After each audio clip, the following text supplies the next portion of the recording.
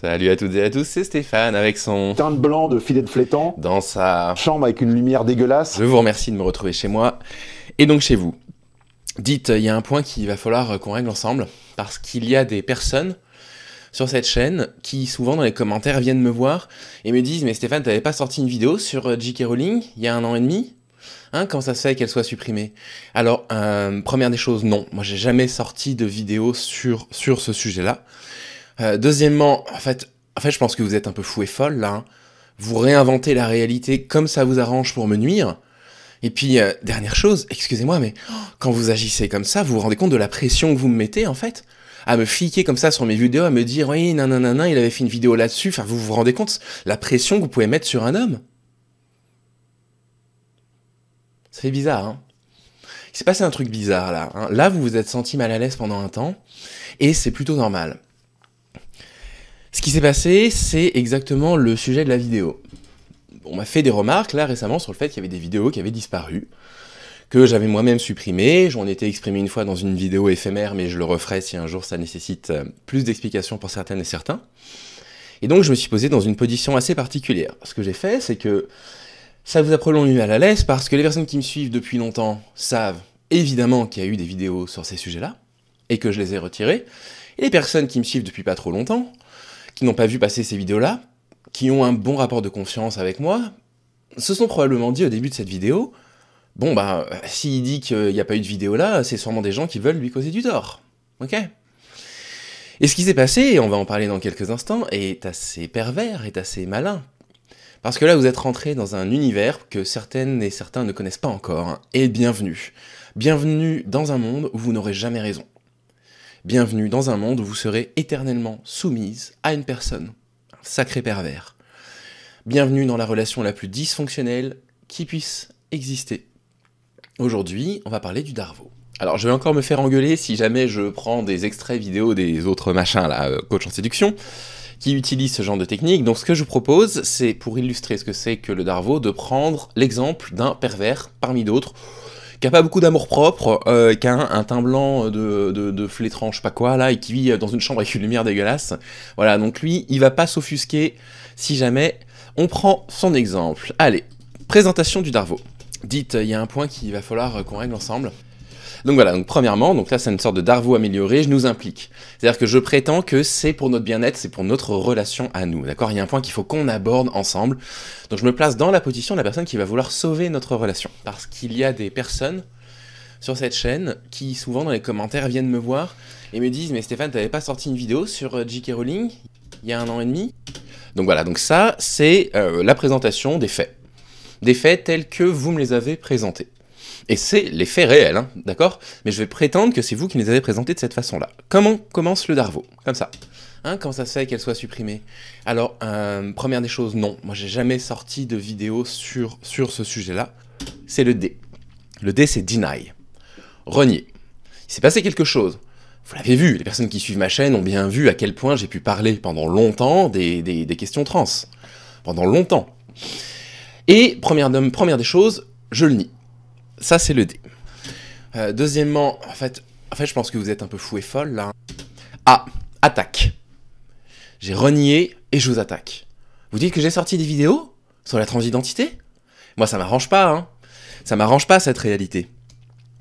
Ça m'arrange pas, hein, d'avoir sorti les vidéos que j'avais sorties par le passé. Il y a des propos que je regrette. Il y a des propos que je regrette pas. J'en ai déjà reparlé. Je reste critique du genre, pour plein de raisons.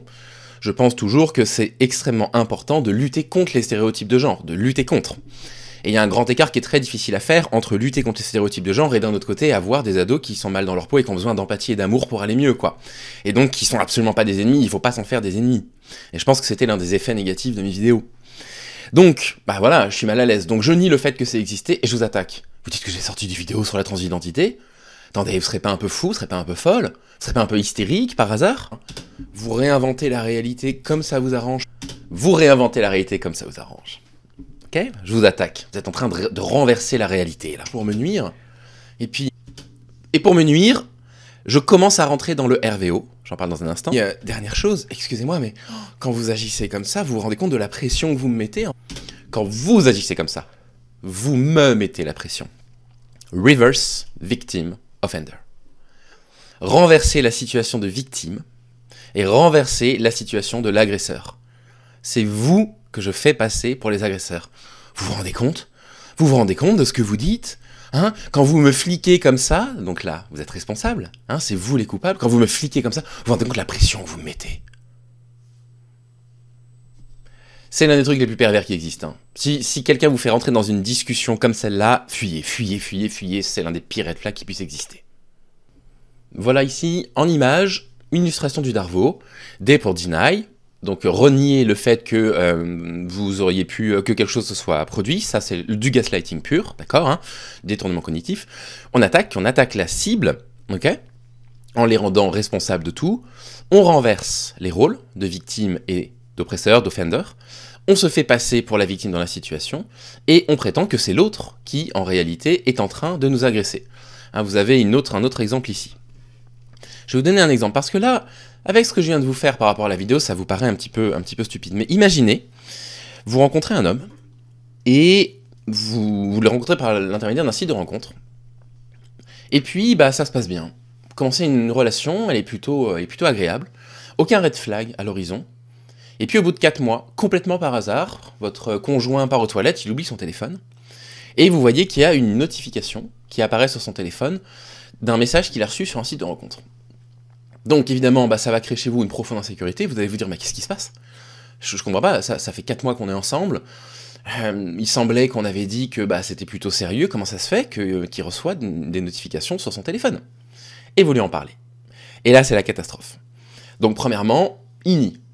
C'est complètement faux, je suis plus sur les sites de rencontres, c'est un truc automatique, j'ai supprimé mon compte, ça peut être un bug, tout ce que vous voulez, il va nier.